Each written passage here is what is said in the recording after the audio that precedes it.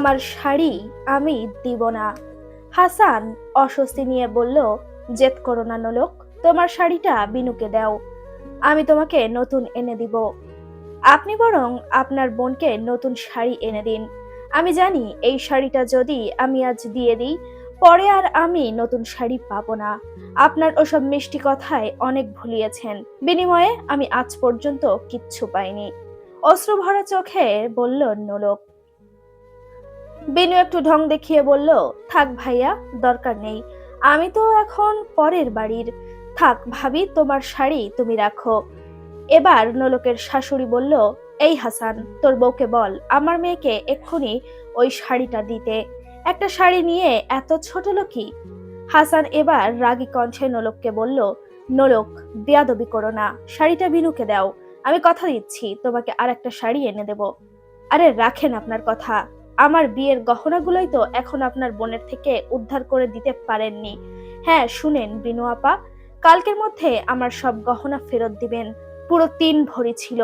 আমি যদি আমার গহনা কালকের মধ্যে না পাই, তাহলে আমি নিজ দায়িত্বে কাল ছেলেপক্ষের সামনে বিচার দিব যে আপনি আমার গহনা চুরি করেছেন। বলেই সবার মুখে ঝামা ঘষে নোলক নিজের শাড়িটা নিয়ে চলে গেল। নোলকের কথাই সবাই অবাক হয়ে চেয়ে রইল, কারণ যেই মেয়ে 7টা বছর কারোর সামনে মাথাটা উঁচু করেও তাকায়নি, সেই মেয়ে নাকি আজ তাদের সাথে তর্ক করলো। ফরিদা বানু তো চিন্তায় রীতিমতো ঘামতে শুরু করেছে। তবে কি এখন বাড়ির কর্তৃ বদলের সময় চলে এসেছে? একা একা বিড়বিড় করতে করতে সে নিজের ঘরে চলে গেল। এদিকে বিনু হাত কচলাতে লাগলো। গহনা তো সব বিক্রি করে বাসার ছাদ দিয়েছে সে, আর বললেই হলো নাকি সে কিচ্ছু দিবে না। হুস হুস করতে করতে সে নিজের ঘরে চলে গেল। এদিকে বিনুর ছোট বোন মিনু তো চিন্তায় কেঁদে দিল। অনেক কষ্টে অয়নের মা বিয়েতে রাজি হয়েছেন, কিন্তু বড় ভাবি যদি সত্যি সত্যি কাল অশান্তি করে, তাহলে এবার নির্ঘাত বিয়ে ভাঙবে। টেনশনে সে কেঁদে দিল। হাসান বোনকে সান্ত্বনা দেওয়ার ভাষা পেল না, সেও ঘরে চলে গেল। নোলক মিয়া বাড়ির বড় ছেলে, হাসান মিয়ার স্ত্রী। বিয়ের 7 বছর চলেছে, 5 বছরের একটি মেয়ে ও 2 বছরের একটি ছেলে আছে। ওই যে 7 বছর আগে সে এ বাসায় বউ হয়ে এসেছে, তারপর থেকে সে মাথা নত করে চলছে।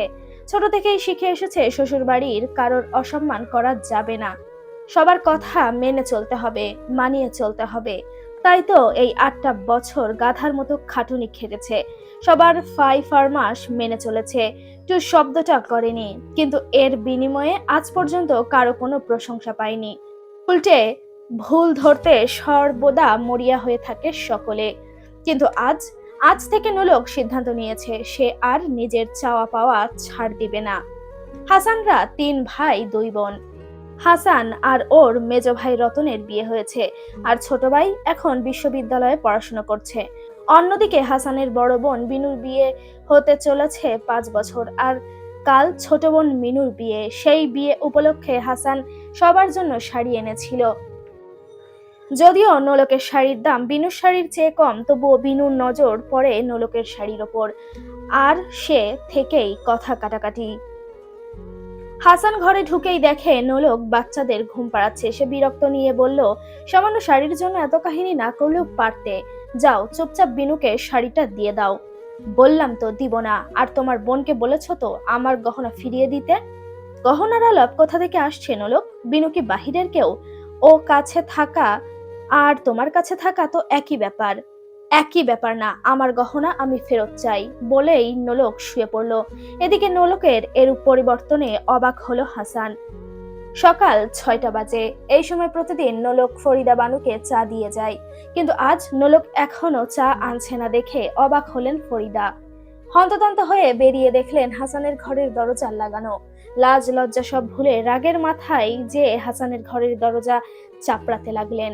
চেঁচিয়ে বলতে লাগলেন, কিরে নবাব জাতি, এখনো ঘুম শেষ হয় না তোর? আজকে কি না খাইয়ে রাখবি আমাদের? বের হয় এক্ষুনি ঘর থেকে। বিয়ের 7 বছর পরেও তোর জ্বালা কমে না? এতক্ষণ ঘরে শুয়ে থাকা লাগবে তোর? খিদায় আমি মরতেছি। মায়ের চেঁচামেচিতে ঘুম ভেঙে গেল হাসানের। মায়ের সব কথা শুনল সে। অবাক হচ্ছে মা কি করে বাড়ি ভর্তি লোকের সামনে এত বিশ্রী কথা বলছেন। তাই তাড়াতাড়ি নোলককে ডাকতে গেল। নোলক পাশ ফিরেই বলে উঠল, খবরদার, আমাকে এখন বিরক্ত করবেন না। বাড়িতে আরেকজন বউ আছে এখন, তাই সব দায়িত্ব আমি একা নিব কেন? যান, আপনার ভাইয়ের বউকে বলেন সকালের নাস্তা বানাতে। বলে আবার শুয়ে পড়ল নোলক। অন্যদিকে হাসান বুঝলো নোলক ভুল বলেনি। বিয়ের পর থেকে রতনের বউ পায়ের ওপর পা দিয়ে বসে খায় আর সারাদিন বাসায় খেটে মরে নোলক। কিন্তু এ কথা মাকে কি করে বলবে সে, কিংবা ভাইয়ের বউকেই বা কি বলবে? আজকের গল্প নোলকের নতুন শাড়ি, লেখিকা ইলোরা ফারদিন। গল্পটি ভালো লাগলে প্লিজ চ্যানেলটা সাবস্ক্রাইব করবেন, আর হ্যাঁ, লাইক কমেন্ট করতে একদম ভুলবেন না। হেই এভরিওয়ান, আসসালামু আলাইকুম। পরবর্তী পর্বের জন্য অবশ্যই অপেক্ষা করবেন। দেখা হচ্ছে আবারও নতুন কোনো ভিডিওতে, নতুন পথে, নতুন খোঁজে।